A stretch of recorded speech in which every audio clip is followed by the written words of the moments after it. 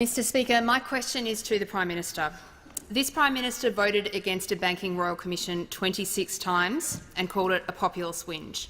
And last night, every member of the government voted against Labor's amendments to strengthen punishment for corporate criminals, with tougher 15-year jail sentences for the most serious crimes and bigger fines for misconduct. Isn't it the case that no matter what this Prime Minister pretends, he'll always stick up for the big banks and the top end of town?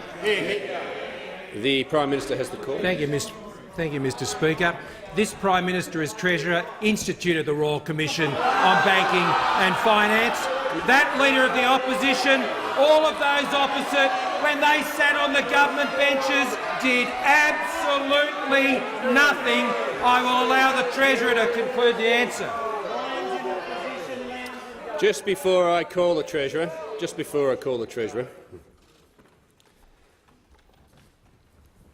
I'm just going to say to the House, it's not only disruptive, it's demeaning to the House, the level of interjections. And when I became Speaker, I said, of course, this is a debating chamber where there will be a vigorous debate, and there should be. But it doesn't have to be loud all the time or rude all the time. And some of the personal abuse that's coming out, I'm not going to yell back. I'm just giving fair warning. I'm going to deal with it. I really am.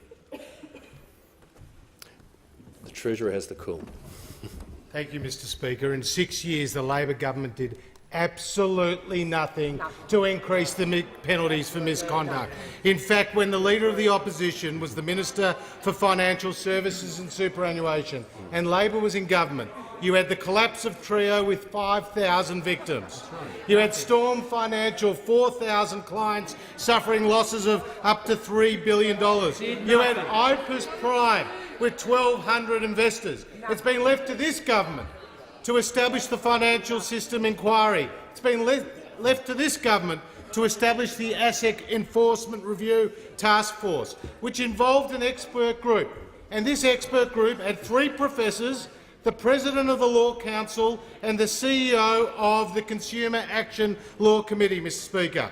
And the bill before this parliament, which passed this House, was based on their recommendations, Mr Speaker, based on their recommendations. Now, as a result of the actions that this government has taken, we have increased criminal penalties for corporate misconduct for individuals fivefold, Mr Speaker. We have increased civil penalties for corporations and their misconduct by tenfold, Mr Speaker. But the other side of the House, the Labor Party, come in here engaged in a political stunt, Mr Speaker, a political stunt. And thank you to the crossbenchers who supported the government in defeating those amendments, Mr Speaker. But if that's not bad enough, what's happened in the Senate, Prime Minister, today is even worse. Because what the Labor Party has sought to do is to send the bill off to committee and defer the implementation of tougher penalties for another 6 months, Mr Speaker. Another 6 months.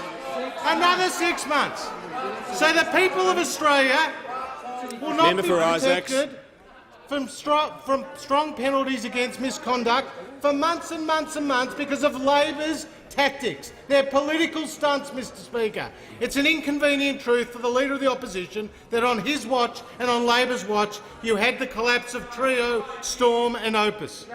And it's an inconvenient truth for the Leader of the Opposition that's been left to the Liberal and National governments to increase penalties for misconduct for individuals fivefold and to increase penalties for corporations tenfold. Only the Coalition can be trusted to hold these financial institutions and individuals to account.